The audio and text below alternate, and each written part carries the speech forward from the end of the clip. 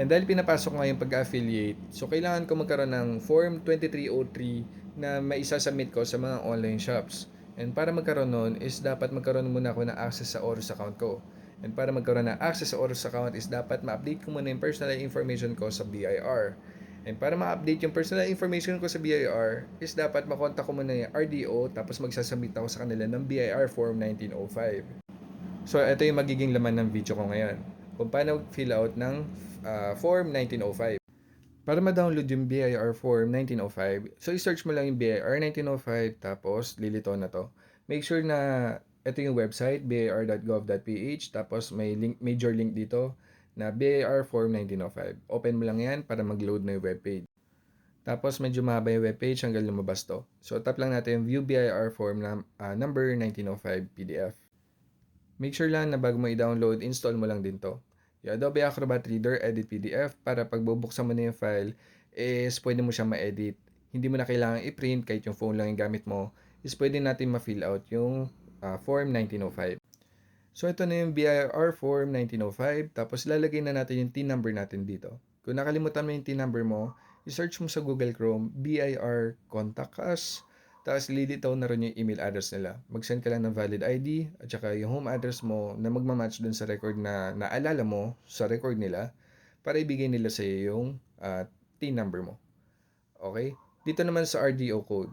Ang ilalagay natin dito is kung saan nakaregister yung record mo. Para magawa yon, ito muna tayo. Okay, so magbukas ka lang ng Google Chrome, search mo RDO Finder, tapos lalabas yung gantong link. Dapat siguraduhin mo na bir.gov.ph yan, tapos may hyperlink dito na RDO Finder, itap mo lang yan. Tapos, kumpletuhin mo lang to, yung TIN, first name, middle name, last name, sex at saka birth date.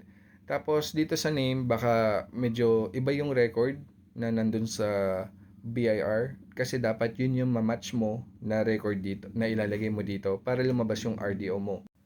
And dito naman is wag mo na isama yung 4 na zero sa huli. Basta first 9 digit lang ilalagay mo.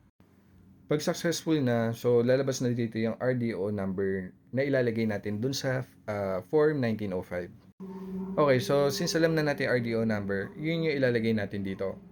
Okay. Sa case ko naman, ililipat ko kasi ng RDO yung akin papuntang San Fernando. So, ang RDO ng San Fernando is 21B. Yun yung nilagay ko dito. Imbis na RDO 29 na lumabas dun sa RDO Finder yung ilalagay ko. Tapos, ilagay mo na lang yung contact number mo, registered name, tapos, lagyan mo ng check yan kung mag-update ka ng pangalan mo. Yung sa akin nakalagay dyan yung old, tapos ito yung bago. Kasi nagka-problema ako sa placement ng suffix. Tapos, ayan, naglagay din ako ng change in registered address. Tapos, nilagay ko na yung address ko dito sa Pampanga. Tapos, transfer to another RDO. So, ito naman yung isa. So, ito yung lumabas dun sa RDO Finder result ko. Tapos, ililipat ko na siya ng RDO San Fernando, Pampanga, which is 21B. Tapos, ayan, complete mo na lang sa address mo. Yun lang dito, sa page 1. Ito naman yung sa page 2. So, importanteng part din to, yung change update of contact type.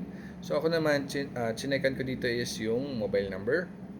Tapos, nilagay ko yung mobile number ko dyan, and nilagay ko yung email address ko dito. Tapos, dito, ito na lang. So, ilalagay mo na yung full name mo at saka yung pirma. Pagdating sa pirma, meron kasi yung feature yung Adobe Acrobat Edit PDF na digital signature. So, gagawa ka ng pirma mo, tapos pwede mo ilagay sa mga documents katulad nito. Para hindi mo na kailangan i-print yung mga forms katulad ng BIR Form 1905, tapos pipicturean mo ulit, tapos i-send mo sa kanila.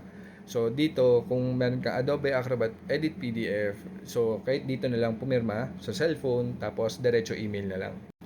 Kung personal information lang yung i-update mo, so pwede na to. Pag natapos mo na yung Form 1905, mag-attach ka na lang din ng valid ID katulad ng national ID, passport copy, tapos send mo dun sa email address nung RDO mo.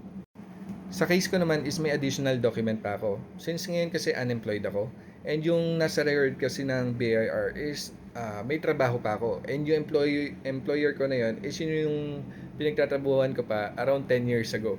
Bali kasi ang nangyari, sa system ng BIR, sila yung employer ko. Pero hindi na update na naging OFW ako for the next 10 years. So since ako naman ngayon is nag-exit na ng Saudi, wala akong trabaho ngayon. So kailangan kong mag-declare sa kanila na wala akong trabaho or attestation of unemployment. So yun yung laman ng document na to. So naka-address na lang sa kanila.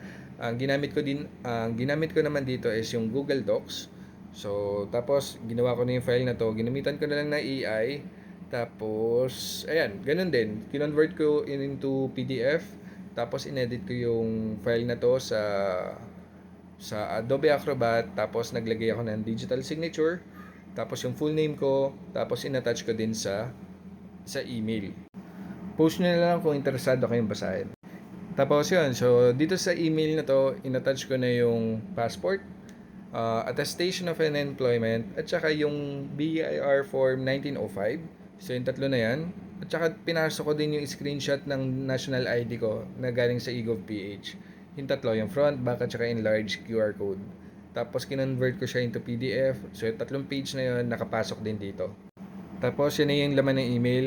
So punta tayo ngayon sa email nung RDO mo kung paano mahanap. Ako kasi alam ko na yung RDO ng San Fernando, Pampanga, which is 21B. So ang sa'yo naman, kung nalaman mo na yung RDO mo, na nanggaling dun sa RDO Finder, pwede mong i-search RDO, tapos ilagay mo yung RDO number nung sa'yo, tapos duktungan mo lang na email para lumabas yung mga ganitong result. So dyan natin i-email yung mga documents natin.